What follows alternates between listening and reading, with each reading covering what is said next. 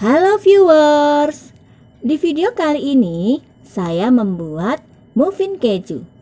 Ini hanya pakai 2 telur tanpa mixer, tapi hasilnya lembut dan ngeju banget.